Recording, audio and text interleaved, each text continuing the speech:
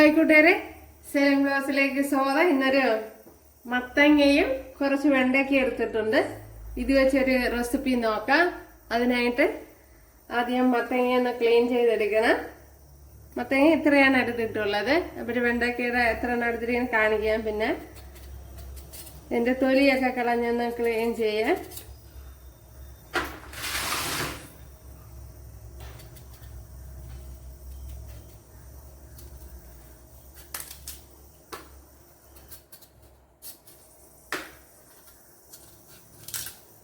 അപ്പോൾ തൊലിയൊക്കെ കളഞ്ഞ് ഒന്ന് കട്ട് ചെയ്തെടുക്കാം.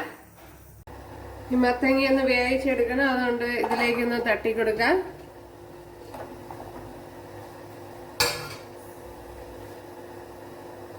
ഇതിലേക്ക് 1 ടേബിൾ സ്പൂൺ മല്ലിപ്പൊടി ഇട്ട് കൊടുക്കാം.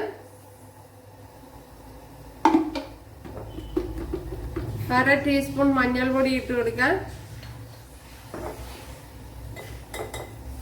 1 ടീസ്പൂൺ മുളക് പൊടി ഇട്ട് കൊടുക്കുക. വേവാൻ ആവശ്യമായ വെള്ളം ഒഴിച്ചു കൊടുക്കുക.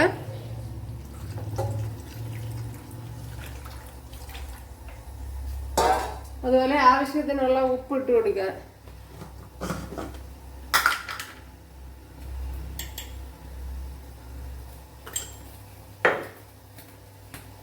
ഉപ്പിട്ട് കൊടുത്ത് ഇതൊന്ന് അടച്ചു വയ്ക്കുക. 1 ടേബിൾ സ്പൂൺ വെളിച്ചെണ്ണ ഒഴിച്ചു കൊടുത്തിട്ടുണ്ട്. അതിലേക്ക് ഇനി വെണ്ടയ്ക്ക ഇട്ട് കൊടുക്കാം. വെണ്ടയ്ക്ക കഴുകി വൃത്തിയാക്കി എടുത്തതാണ്. ഇതൊരു 10 വെണ്ടയ്ക്കയുണ്ട്. അപ്പോൾ ചെറിയ വെണ്ടയ്ക്കയാണ്, അതുകൊണ്ടാണ് 10 എടുത്തത്. അപ്പോൾ വലിയ വെണ്ടയ്ക്കൊക്കെ ആണെങ്കിൽ 6-7 ഒക്കെ മതിയാവും. ഇതിനെ ഈ ഓയിലിലേക്ക് ഇട്ട് കൊടുക്കുക.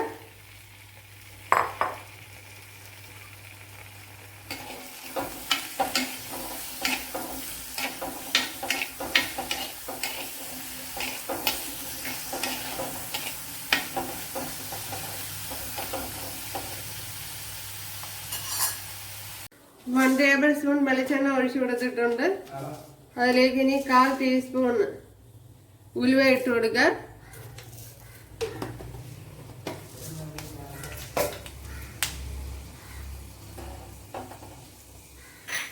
അതിലേക്ക് ചെറിയൊരു പീസ് ഇഞ്ചി ഇട്ട് കൊടുക്കുക. അതേപോലെ ഒരു 7-8 വെളുത്തുള്ളി ഇട്ട് കൊടുക്കുക.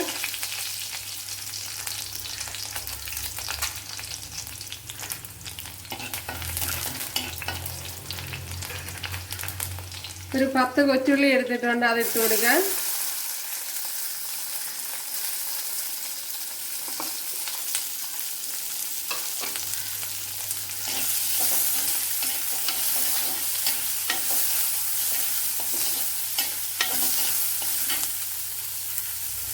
ഇപ്പോഴും വെണ്ടയ്ക്കാണ്ട് ഇതേ പരുവത്തിനാണ് ഞാൻ മാറ്റിയത്.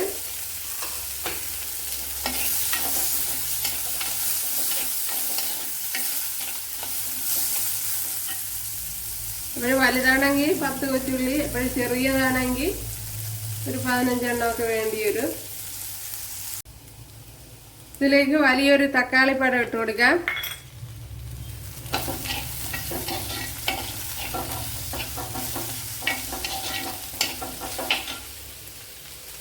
അപ്പോൾ കൊച്ചുള്ളി 3/4 ഭാഗം വെന്തതിന് ശേഷമാണ് തക്കാളിപ്പഴം ഇട്ട് കൊടുത്തത്.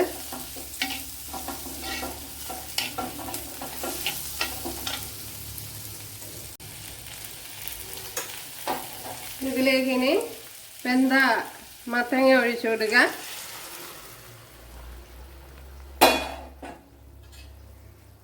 നല്ലതുപോലെ വെന്തതിന് ശേഷമാണ് ഒഴിച്ചു കൊടുത്തത്.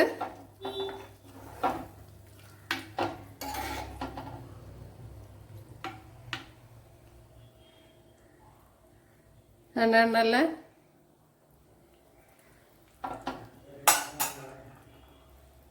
അപ്പോൾ ഇതൊന്ന് അടച്ചു കൊടുക്കാം.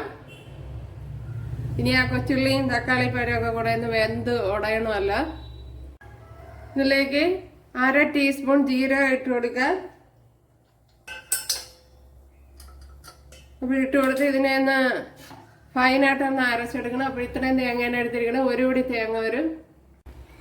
ഇതിലേക്ക് ഇനി ഈ വെണ്ടയ്ക്ക ഇട്ട് കൊടുക്കുക.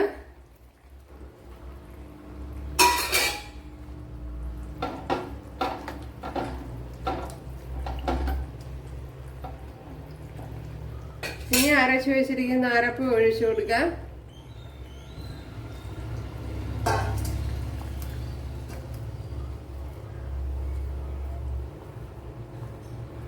വളരെ ടേസ്റ്റി ആയിട്ടുള്ള ഒരു കറിയാണത്. അതുപോലെ അത് ഹെൽത്തിയുമാണല്ലോ. മത്തങ്ങയും വെണ്ടയ്ക്കയൊക്കെ ഡയബറ്റിക്കാർക്കൊക്കെ കഴിക്കാൻ പറ്റിയ ഒരു റെസിപ്പിയാണ്.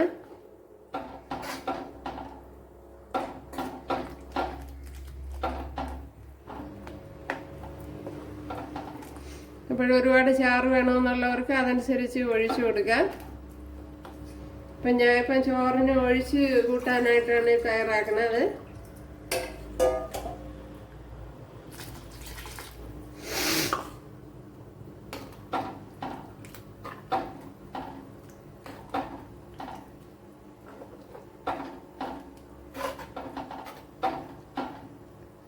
ഇനി ഇതിലേക്ക് ഒരു നെല്ലിക്കയുടെ വലുപ്പത്തിലുള്ള പുളി എടുത്തിട്ടുണ്ട്. അത് ഇതുപോലെ 1/2 ഗ്ലാസ് വെള്ളം ഒഴിച്ച് പിഴിഞ്ഞെടുത്തതാണ്. ഇതും കൂടെ ഒഴിച്ചു കൊടുക്കുക.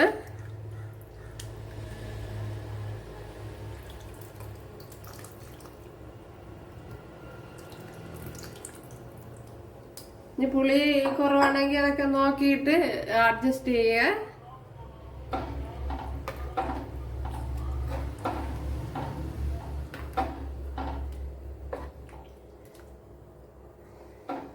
ശകലം ഒന്ന് ഇങ്ങനെ മത്തങ്ങ ഒന്ന് ഉടച്ചു കൊടുക്കാം.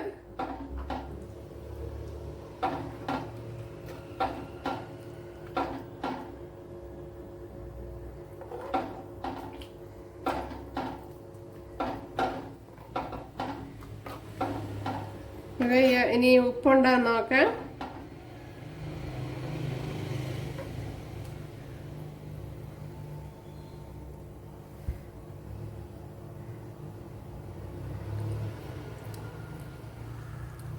ഉപ്പ് അല്പം കുറവുണ്ട്.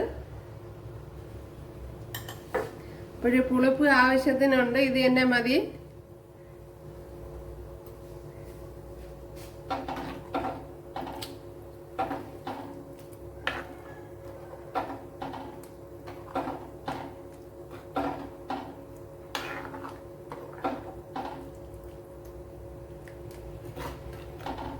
ഇപ്പോൾ ചോറിന് ഒഴിച്ചു കൂട്ടാനായിട്ട് കഴിക്കാൻ പറ്റിയ ഒരു കറിയാണ്.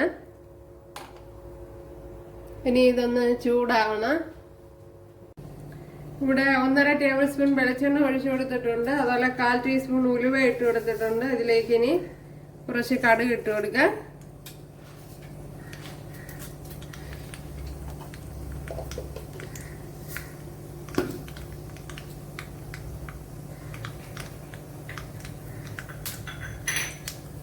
ഇവിടെ ഇപ്പോൾ ഓയിൽ ചൂടായിട്ടുണ്ട്. അതിലേക്ക് ഇനി കൊച്ചുള്ളി ഇട്ട് കൊടുക്കാം.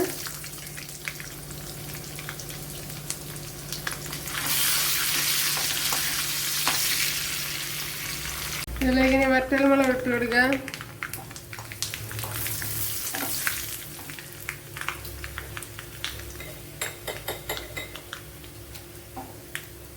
ശകലം 1/4 ടീസ്പൂൺ മുളക് പൊടി ഇട്ട് കൊടുക്കാം.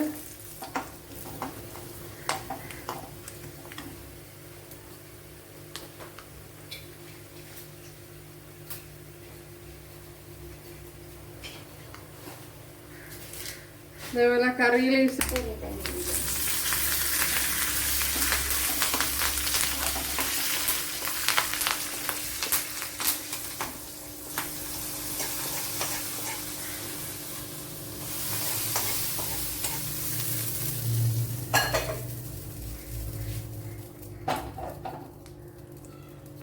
അപ്പോഴും നമ്മുടെ സൂപ്പർ ടേസ്റ്റി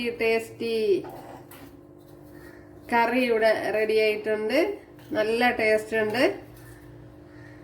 ഒരു ചോറിൻ്റെ കൂട്ടത്ത് ഒഴിച്ചു കൂട്ടാനായിട്ട് കഴിക്കാൻ പറ്റിയ ഒരു കറിയാണ് ഉണ്ടല്ലേ. അപ്പോഴെല്ലാവരും ചെയ്ത് നോക്കുക. ഇഷ്ടപ്പെട്ട സബ്സ്ക്രൈബ് ചെയ്യുക. എനിക്കൊരു സപ്പോർട്ടാവും. അപ്പോഴടുത്തൊരു വീഡിയോ ആയിട്ട് കാണാമെന്ന് പറഞ്ഞുകൊണ്ട് എല്ലാവർക്കും താങ്ക്സ്. ഹായ് കൂട്ടുകാരെ, ഞാൻ ഇന്ന് ഇങ്ങനൊരു റെസിപ്പിയാണ് ചെയ്യുന്നത്. ചോറിൻ്റെ കൂട്ടത്ത് ഒഴിച്ചു കൂട്ടാനായിട്ട് കഴിക്കാൻ പറ്റിയ ഒരു റെസിപ്പിയാണ് തയ്യാറാക്കുന്നത്. അതുപോലെ വളരെ ഹെൽത്തി ആയിട്ടുള്ള മത്തങ്ങയും വെണ്ടയ്ക്കയും വെച്ചാണ് ചെയ്തിരിക്കുന്നത്. അപ്പോൾ ഇതെങ്ങനെയാണ് തയ്യാറാക്കണേന്ന് നോക്കാം.